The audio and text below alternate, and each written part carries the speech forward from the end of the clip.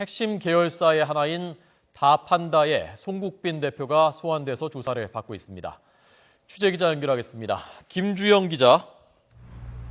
네, 인천지방검찰청입니다. 네, 자, 이른바 핵심 7인방 가운데 김한식 청해진 해운 대표가 어제 처음 소환됐고 송국빈 다판다 대표도 7인방 중에 한 명이고요. 피의자 신분으로 조사받고 있다면서요? 네, 그렇습니다. 다판다 송국빈 대표가 오늘 오전 10시 인천지검에 출석했습니다. 현재 피의자 신분으로 조사를 받고 있습니다. 검찰은 송 씨를 상대로 유 씨 일가의 비자금 조성을 도우며 회사 돈을 빼돌리고 회사에 손해를 입힌 혐의를 집중 조사하고 있습니다.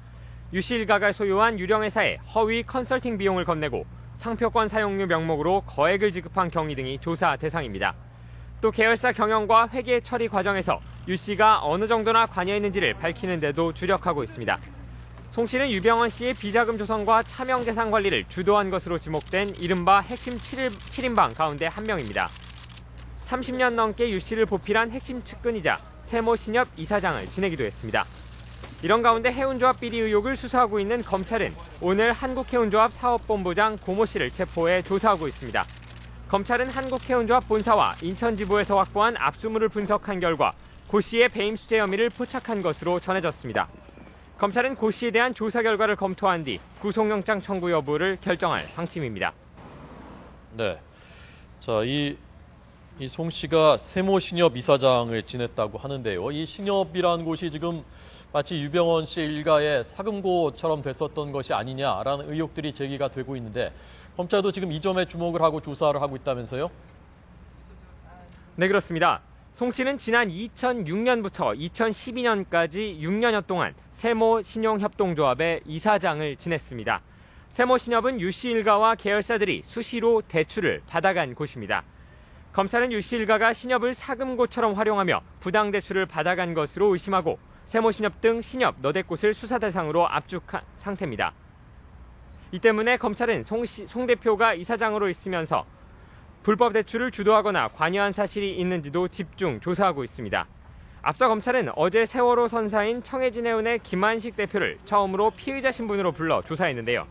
검찰은 7인방으로 지목된 나머지 계열사 전현직 경영진들도 조만간 차례로 불러 조사한 뒤 구속영장 청구 여부를 결정할 방침입니다. 네.